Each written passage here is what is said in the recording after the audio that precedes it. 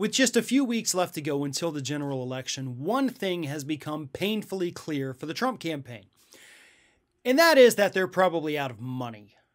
In recent weeks, this campaign that is trailing Joe Biden, even in the most conservative polls, the Rasmussen poll, has him trailing Biden by 11 points. The last few weeks, Trump's campaign has been forced to pull ads from vital swing states that they kind of have to have if they're actually serious about winning the electoral vote. Ohio, Iowa, Michigan, Minnesota, and Wisconsin. In several of those states, Donald Trump has had no ad presence whatsoever for nearly a month. Ohio and Iowa have been radio silent from the Trump campaign for almost a month. Since September, Wisconsin and Minnesota have seen a much scaled further back ad push by Trump. And Michigan, they just announced they were cutting back by about $5 million.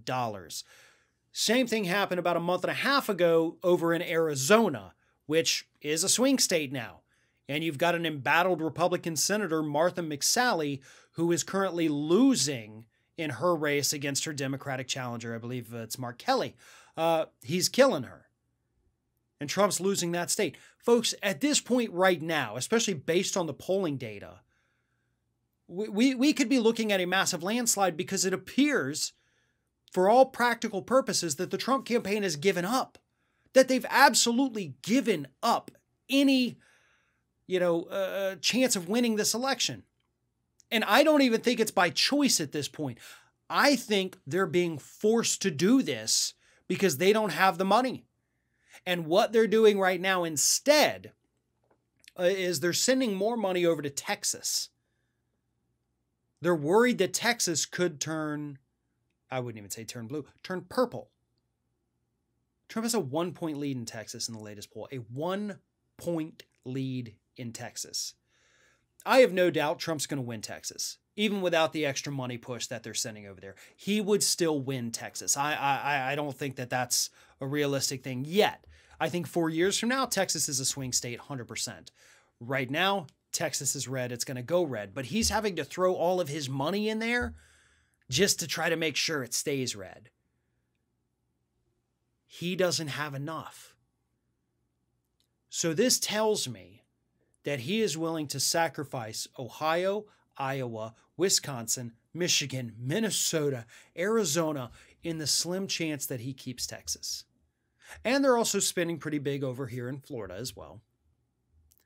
But folks, those two states and then losing the entire Midwest, yeah, that's not going to do it for you.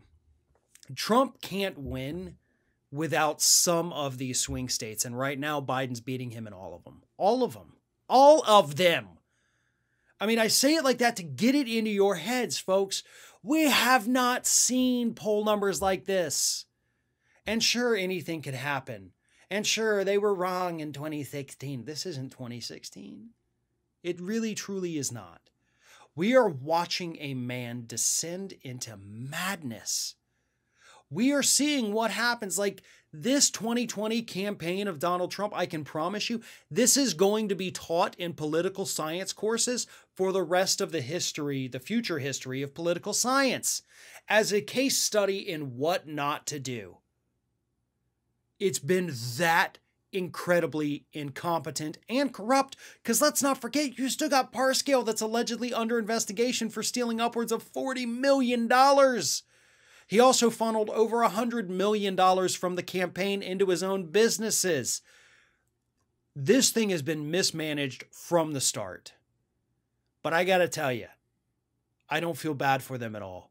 I want them to watch in horror on election night as these returns come in showing Biden picking up swing state after swing state after swing state. I want them to be humiliated because that's what they deserve.